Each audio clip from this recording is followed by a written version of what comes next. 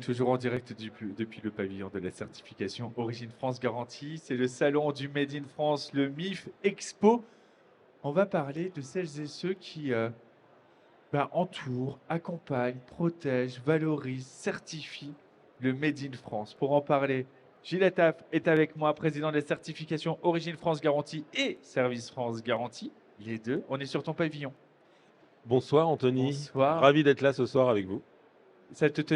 Ravi également.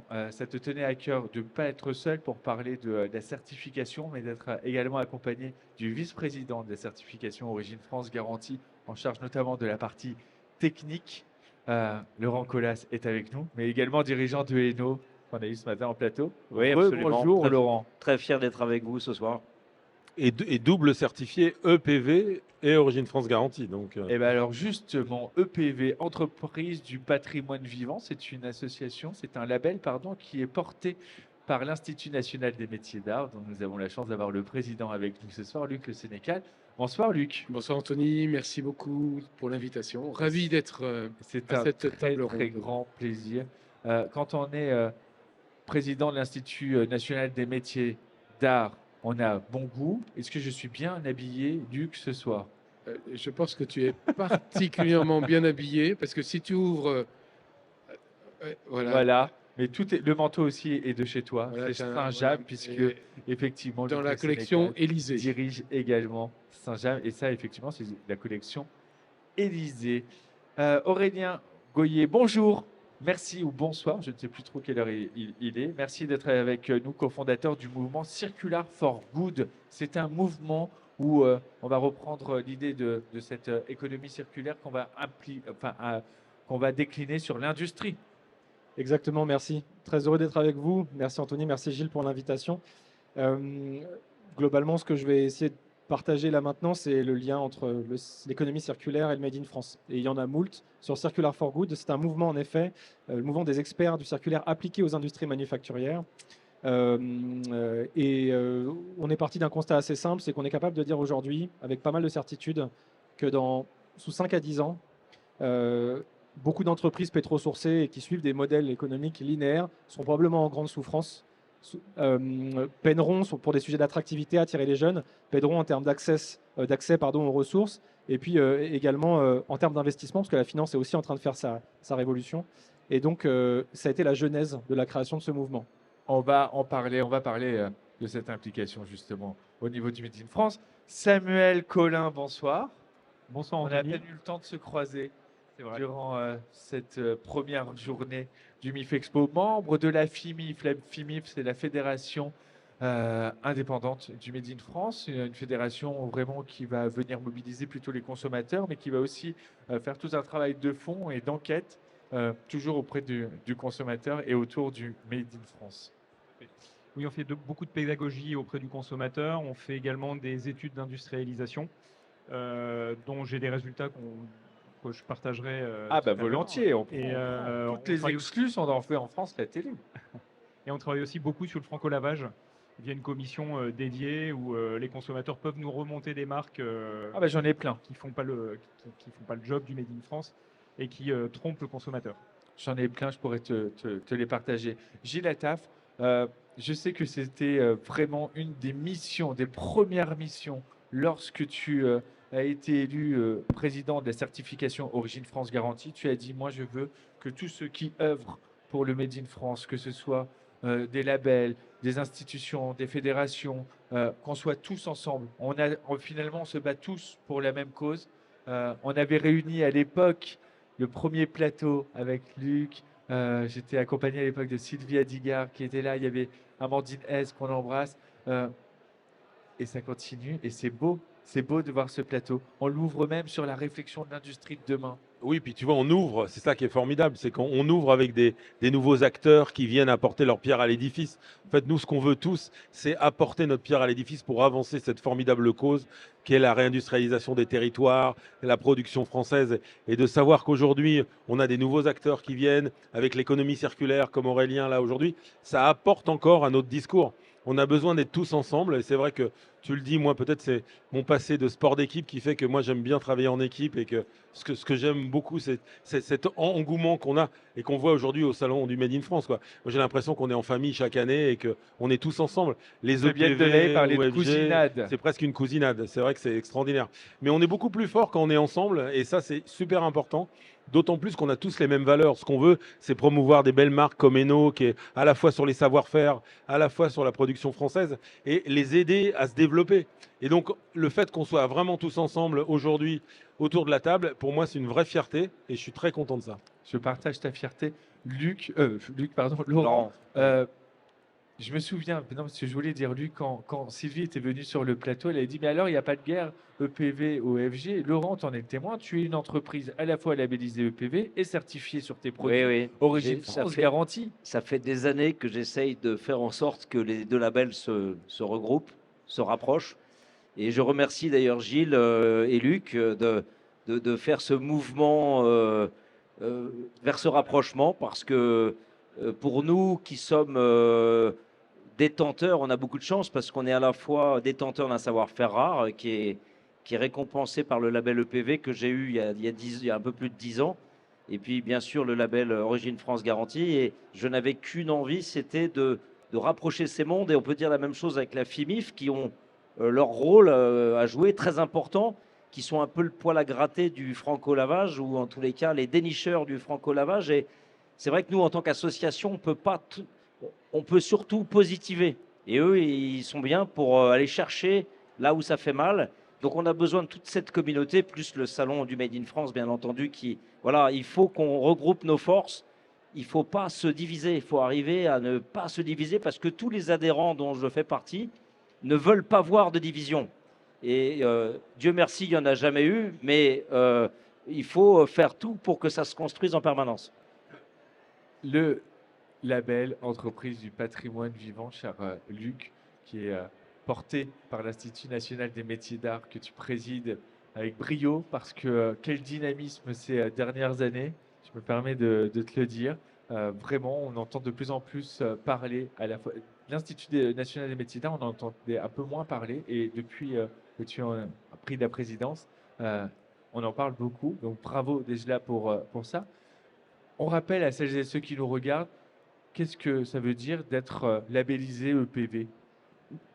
Alors, d'abord, la labellisation Origine France Garantie est une labellisation produit. Le label EPV concerne l'ensemble de l'entreprise qui détient un savoir-faire rare. Parce que je pars du principe, mais c'est le cas, je dirais, beaucoup d'entreprises Origine France Garantie pourraient être labellisées. Parce que si on veut vendre du Made in France, il faut vendre une différence. Et pour des raisons de coût, de choix sociétaux, on ne sera jamais compétitif par le prix. Donc, on doit être compétitif par la qualité.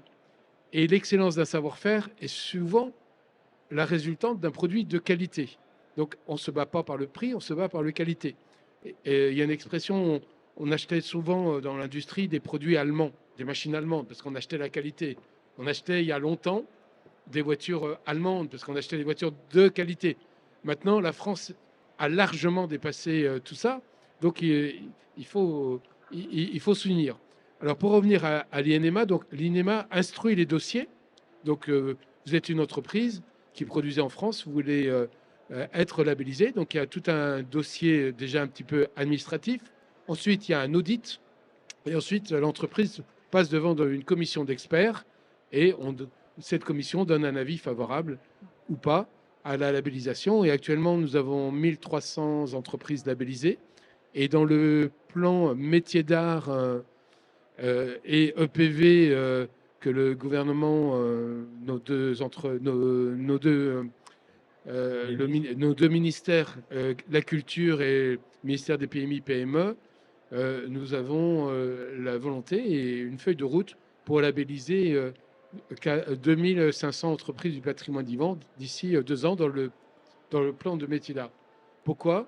C'est pour affirmer une différence, aller à l'export, voilà.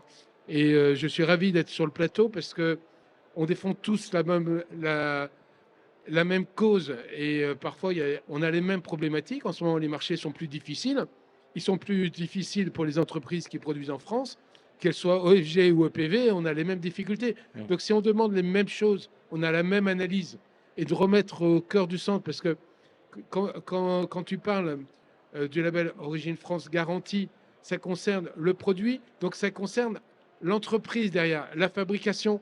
Il faut redonner la parole aux entrepreneurs qui ont la charge et les salaires et l'emploi avec eux et qui sont là, EPV ou pas, depuis, c'est souvent la 3e génération moderne et il faut s'unir. Voilà.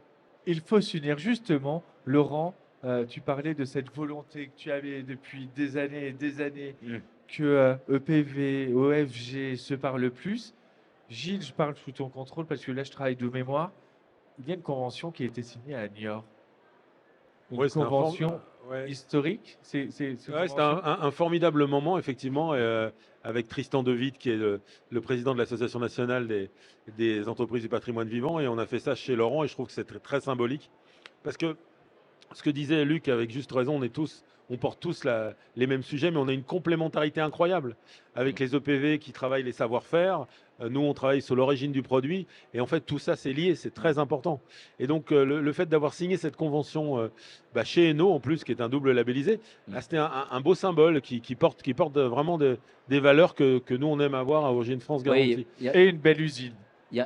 oui, merci. Il y a une Merci. très belle usine, enfin très ancienne, Mais ben. un petit peu ancienne par ses murs, mais assez moderne par ses équipements maintenant.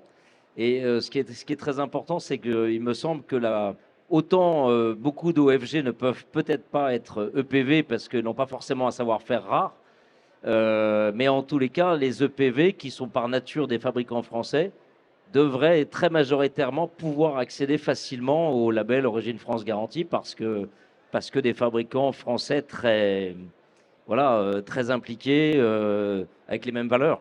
Donc c'est pour ça qu'on a fait ce geste d'ouverture en disant, alors comme nous sommes un label indépendant, donc il faut quand même que financer notre association, on a des salariés dans l'association, donc il faut payer. Et c'est vrai que quand même pour ouvrir la porte au label EPV, il a fallu faire un petit effort sur la première année de gratuité de cotisation à l'association pour leur dire quand même, voilà, vous êtes les bienvenus et puis on vous fait un petit cadeau d'entrée, quoi. Et je crois que le message a été bien perçu. Voilà. Parce que la convention a été signée avec la NEPV, donc préside Tristan Devitte. Et l'association, c'est le regroupement des entreprises qui sont déjà labellisées. Voilà. Oui, absolument. Oui, oui ça c'est ouvert à celles qui sont déjà labellisées, bien entendu. Voilà. Déjà labellisé. On n'est pas labellisé quand on est à la FIMIF, adhérent de la FIMIF, parce qu'on n'est pas obligé de produire pour être adhérent à la FIMIF, puisque c'est ouvert aux consommateurs. Principalement, c'est votre première cible, c'est vos premiers mouvements, fédération, le consommateur qui veut vraiment savoir ce qu'est le Made in France, qui en a marre de se faire avoir, et on les comprend.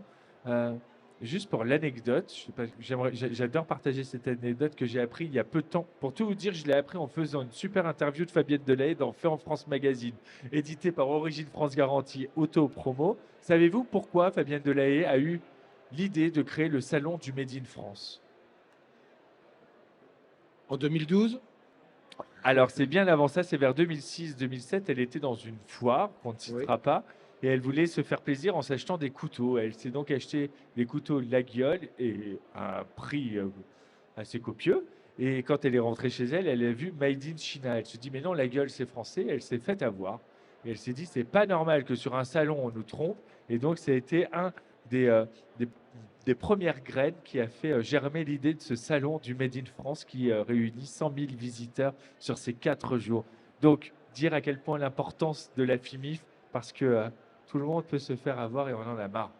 Tout à fait. D'ailleurs, sur notre stand, on donne la possibilité aux consommateurs de faire un jeu. On leur montre des produits, on leur dit, bah voilà, est-ce que ça pour vous c'est fait en France? Est-ce que ça c'est pas fait en France? Et l'idée c'est vraiment de faire un jeu et de leur faire comprendre comment ils peuvent se faire avoir. Le franco-lavage, on avait fait une étude il y a quelques années, coûte 4,5 milliards d'euros à l'économie française parce que ce sont des produits qui ne sont pas produits en France. Et si on les produisait en France, ça crée 50 000 emplois. Donc c'est énorme en fait. Donc c'est vraiment de la tromperie aux consommateurs.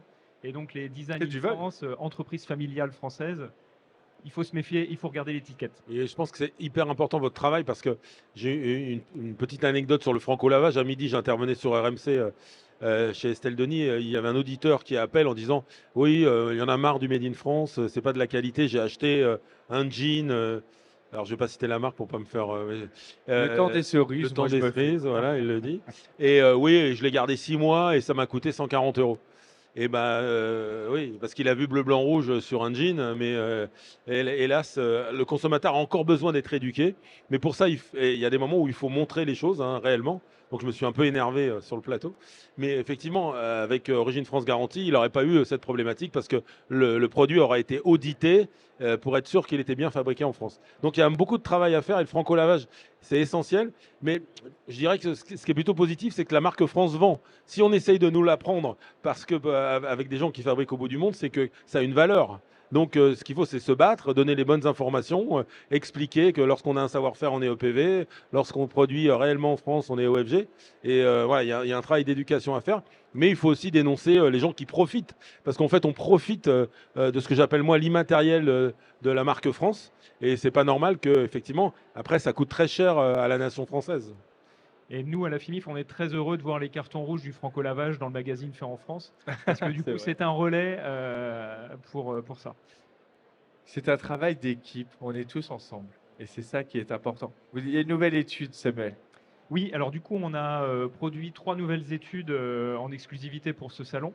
Ce sont des études de réindustrialisation. L'intérêt et le but de ces études-là, c'est de sortir un pourcentage qui est quel pourcentage de produits dans un domaine est fabriqué en France.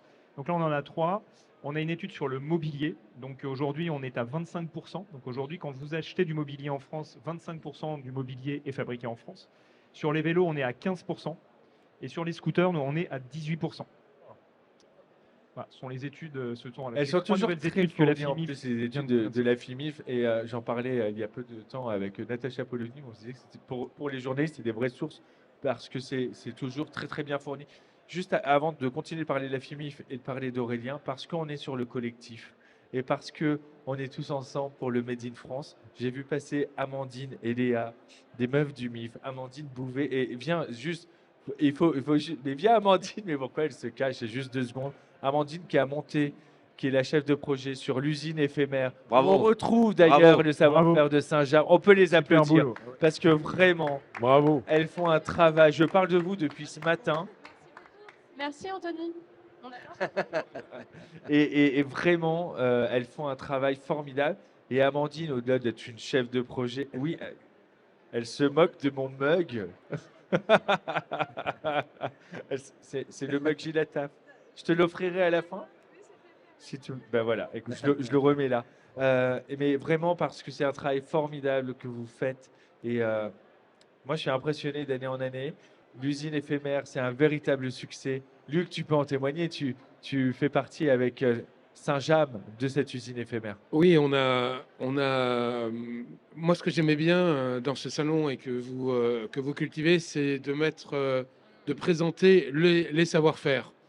Donc, jusqu'aux années précédentes, sur notre stand, on montrait une étape de la fabrication d'un pull, qui est le remaillage, la fixation du col sur le corps du pull maille par maille. Et là, vous êtes allé plus loin. Vous avez demandé à des entreprises. Bon, Saint-James a été volontaire. Et pour faire un pull, il faut 18 étapes. Et là, on en présente 10. Il y a 10 couturières qui sont là, qui présentent les 10 étapes. On a reconstitué ce que vous avez appelé, ce qui est tout à fait l'usine éphémère. Mais il y a bien sûr beaucoup d'entreprises EPV dedans. Mais il y a aussi beaucoup d'origines. Et ce n'était pas un critère de sélection. Le critère de sélection, c'était une diversité des différents produits qui étaient fabriqués en France. Et on voit l'équilibre et c'est parfait, quoi. C'est génial. C'est vrai qu'en plus, toi, tu avais déjà une personne qui venait sur ton stand Voilà. pour faire le remaillage. Là, ça permet de présenter l'ensemble des autres étapes. Et j'ai l'impression que les visiteurs, ils sont assez sensibles parce que j'ai vu les votes. Ils peuvent voter, les visiteurs, pour leur usine préférée. Et j'ai l'impression que Saint-James est bien parti. Bon, bah, tant mieux. Mais ce qui est bien aussi, C'est c'est moi qui tranche quand pour ils nous, les industriels ou ceux qui ont des ateliers, c'est la fierté des salariés. Sur l'ensemble des salariés qui sont là, bah, il y en a une grosse partie qui sont au poste de ce travail-là tous les jours. Et là, montrer leur savoir-faire, c'est hyper valorisant pour les salariés. Voilà. Donc bravo. Bravo à Amandine. Bravo, ça va? Et contrairement à leur tenue, non, elle ne travaille pas aux espaces verts de la ville de Paris. On vous remercie. Pour poursuivre ce que dit Oui. Luc, moi je rêve d'un salon du Made in France avec nos ouvriers, avec tous nos ouvriers de nos usines. C'est vrai. Mais bon, ça nécessiterait certainement un très très grand espace. Dans 10 ans. Mais j'essaye, avec Gilles, on avait ces échanges-là, de dire si on pouvait faire venir massivement les ouvriers qui se rencontrent dans cette période-là, ça donnerait un espèce d'élan magnifique. Peut-être un événement Qui pour soit Origine fier de France ce qu'ils produisent. garantie l'année prochaine, de rassembler les ouvriers, de faire peut-être une espèce de moment convivial sur un week-end pour échanger sur Mais le on travail. ça fait un moment qu'on a cette idée en tête avec Laurent. Ouais. Il va falloir qu'on trouve le moyen. On a bien réussi à faire une usine cette année, donc il n'y a pas de raison. Mais je voulais juste apporter par rapport bien sûr. au fait qu'on soit tous ensemble, la nouvelle pierre à l'édifice aujourd'hui qu'on a avec l'économie circulaire, c'est un Mais vrai j'y sujet. venais, Et regarde. c'est pour ça que avant que Quelle tu donnes la transition. parole à Aurélien, je trouve que c'est hyper important pour nous parce que c'est incontournable. Et je pense qu'on en est tous conscients, les EPV, les OFG, c'est incontournable pour nous de se diriger vers cette économie circulaire. Et tout le travail que fait Aurélien avec Industry for Good, vraiment, je vous recommande de le suivre. C'est absolument exceptionnel. Moi, je prends un plaisir fou à lire ce qu'il écrit, notamment sur LinkedIn. Et c'est toujours pertinent, c'est toujours très documenté. Et ça fait plaisir d'avoir du fond. Il y a beaucoup de fond dans ce que fait Aurélien avec Circular for Good. Donc, je voulais juste, en préalable de ton interview, Mais tu fais bien, Gilles. Anthony, de donner un tu peu es chez mon toi. avis. Tu le sais. Merci Gilles. Justement, si on devait résumer, j'ai 12 ans, je ne sais pas du tout ce que veut dire l'industrie ou cette économie circulaire. C'est quoi Circular for Good? Alors Circular for Good, c'est un mouvement qui vise à donner les clés aux dirigeants industriels pour un pivot circulaire réussi. Donc au-delà de la grande formule que ça peut représenter, l'idée c'est qu'à travers une compréhension fine de ce que c'est l'économie circulaire, que je ne vais pas spécialement détailler maintenant, l'industrie circulaire c'est l'opposition simple à une industrie qui suit des schémas linéaires, c'est-à-dire extraire, fabriquer, consommer, jeter. C'est un sujet qui concerne absolument tout le monde. C'est un sujet qui concerne et qui a la particularité d'être très complémentaire au Made in France. Et je pense qu'il est important qu'on mette des mots dessus. Je pense que les vertus complémentaires du Made in France et du circulaire sont exponentielles. Seulement, ce n'est pas quelque chose qui est très visible aujourd'hui. Quelque chose qui n'est pas visible, effectivement.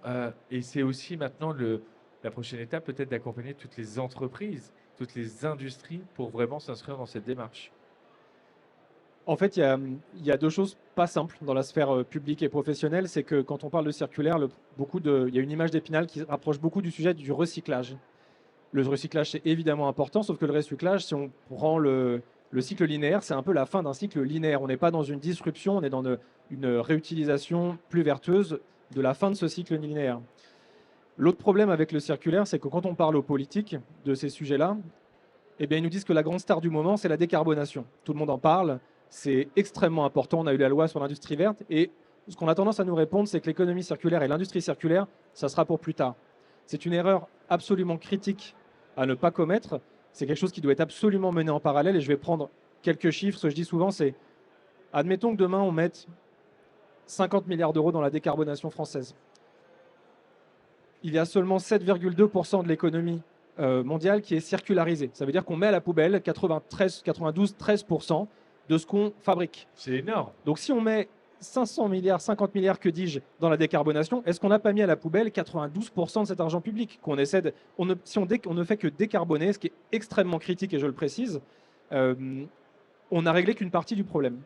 Et pourquoi la Made in France est évidemment complémentaire avec l'économie circulaire, c'est que le Made in France va venir diminuer l'empreinte carbone des produits, quand le circulaire va venir maximiser l'utilisation des matériaux, éviter l'extraction massive de nouveaux matériaux. Donc en fait, sur la qualité, la traçabilité, sur la durabilité des produits, le Made in France et l'industrie circulaire ont exactement les mêmes combats.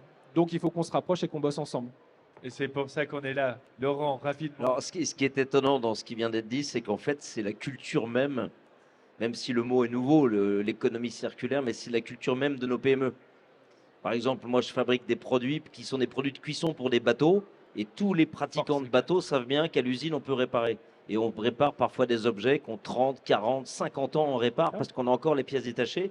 Et tout ça n'existe pas, et on ne le fait pas tellement pour faire plaisir à une ambition, mais on le fait parce qu'on est bien élevé. Enfin, je veux dire, on le fait parce que c'est notre culture de réparer les produits qu'on fabrique. C'est comme ça a toujours été comme ça, et je m'aperçois dans l'économie circulaire sans le savoir. Parce qu'on aime beaucoup réparer, quitte à se faire un peu engueuler par nos clients, parce que nos clients nous disent, mais pourquoi vous réparez les produits, on n'en vend plus, nous. Bon, ben voilà, on répare. On a cette volonté de réparer toujours les produits. Et on a cette chance dans les produits métallurgiques d'avoir des produits qui, quand on ne peut plus les réparer, sont presque 100% recyclables. Mais, allez, vas-y. Non, je salue ce que vous dites. Je l'ai beaucoup ressenti. J'ai interrogé une quinzaine de dirigeants aujourd'hui sur comment ils appréhendent ce sujet-là. Et pour certains, j'ai senti qu'il y avait un non-sujet, parce qu'en fait, pour eux, j'ai certains des Ça fait personnes partie de leur ils principe. vont te dire que 98% de notre matière, elle est recyclée. C'est incroyable. Sauf que, malheureusement, cette espèce de bon sens paysan, on s'aperçoit de par le chiffre que j'ai cité avant qu'il n'est pas suffisant à l'échelle macro. Il y a aussi un sujet tangible d'accès aux matières.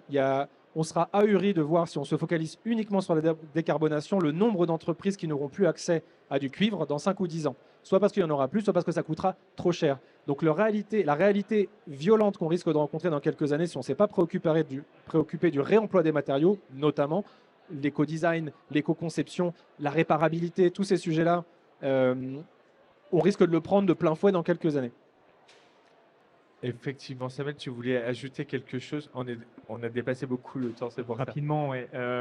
Donc là, on est très heureux aussi, côté FIMIF, de lancer la fresque du Made in France. Ah, qu'est-ce que Donc c'est inspiré de la fresque du climat et de toutes les fresques D'accord. aujourd'hui qu'on peut avoir. L'idée, c'est que de façon pédagogique, on puisse expliquer les causes, les conséquences, tous les effets imbriqués les uns dans les autres, quelles sont les conséquences d'une désindustrialisation sur les emplois, etc. Toutes les flèches qu'on appelle, nous, des rétroactions, enfin, toutes les relations de cause à effet, en tout cas, de tous les secteurs sur la réindustrialisation ou à l'inverse de la désindustrialisation. Et c'est de faire de façon très ludique autour d'un atelier.